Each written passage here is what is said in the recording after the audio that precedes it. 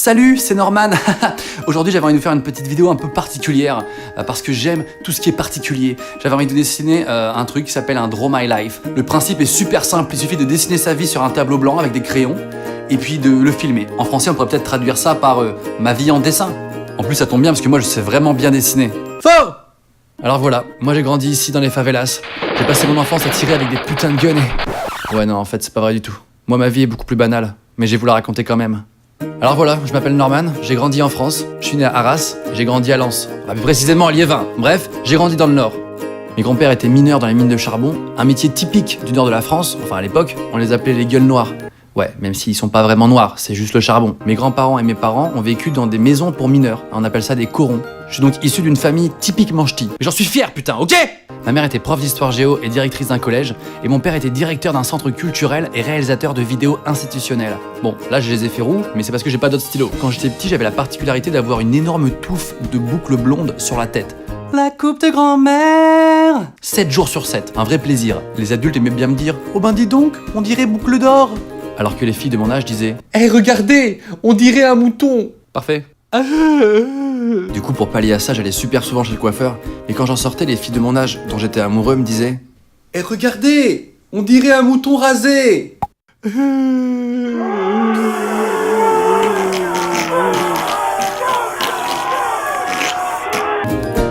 Des fois, mon père ramenait à la maison la grosse caméra de son travail. Ma sœur et moi, on n'arrêtait pas de s'amuser avec, on faisait des petites vidéos marrantes. Ding!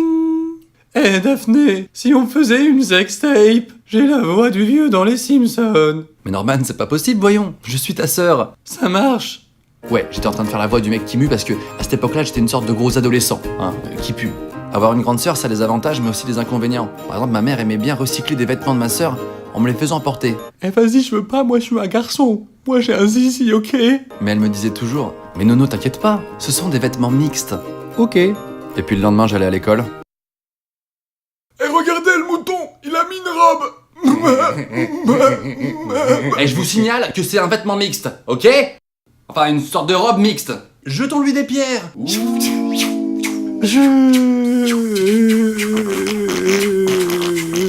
Après, vers l'âge de 12 ans, j'ai fait de la musique. J'ai fait du saxophone. Alors ouais, c'est un instrument super classe, mais seulement quand tu en fais super bien. Norman, tu peux me jouer un petit air de saxo? Ouais, carrément. Tu fais trop pitié, je te supprime direct de mes amis MSN. Et j'ai même été scout catholique de France. On dirait pas trop un foulard de scout, là on dirait plus un stéthoscope. Bonjour, je suis médecin. Sauf que quand j'allais chez les scouts, je me faisais taper par les grands. Eh vas-y, passe-moi ton foulard, ou ton béret, ou ton iPhone, mais ça existe pas encore, bonsoir. Jusqu'au jour où ma mère est intervenue. Eh vous deux, vous lâchez mon fils direct, sinon je vous démonte. Aisé. Et puis un jour, ma mère s'est fait attraper par un méchant tueur en série qui s'appelle le cancer. Elle est partie rejoindre les étoiles. Je suis sûr qu'elle me regarde de là où elle est.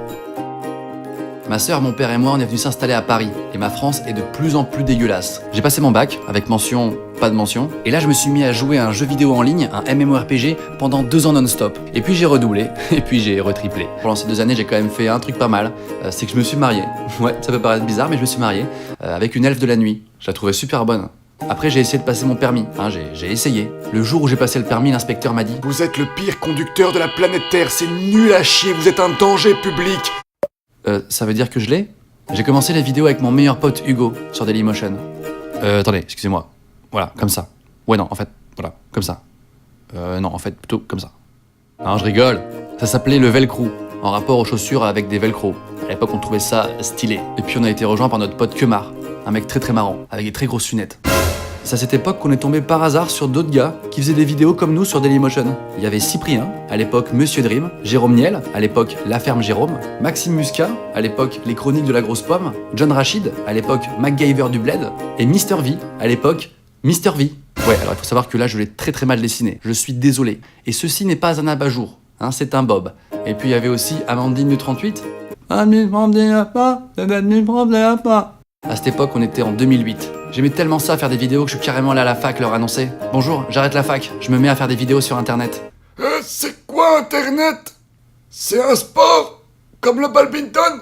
C'est aussi à cette époque que je me suis rendu dans l'association Chat des rues. Parce que moi j'adore les chats depuis tout petit, j'en ai toujours plein. Je me rappelle, j'en avais vu un qui était super beau, roux, avec un style un peu de pirate. J'avais envie de le prendre, c'était lui que j'allais prendre, et puis tout d'un coup il s'est mis à... finalement je vais prendre lui. C'était Sergi. Oh non, pourquoi moi? Je n'ai pas de cerveau. Et puis un jour, en revenant d'un cours dans un club de ping-pong, je me suis dit, tiens, si je faisais une petite vidéo pour raconter ça, mais tout seul cette fois. J'ai mis ma vidéo en ligne sur le site YouTube, et là j'ai fait le buzz. Pourquoi? Parce que je suis Van Damme. Je suis aware. En parallèle à mes vidéos YouTube, je me suis même mis à faire du one-man show. Exactement la même vibe que dans mes vidéos, mais sur scène. Certaines personnes me reprochent de trop souvent remercier mes abonnés, de trop souvent dire merci à ceux qui me regardent. Mais ces gens-là ne savent pas, et n'imaginent pas à quel point les internautes ont changé ma vie.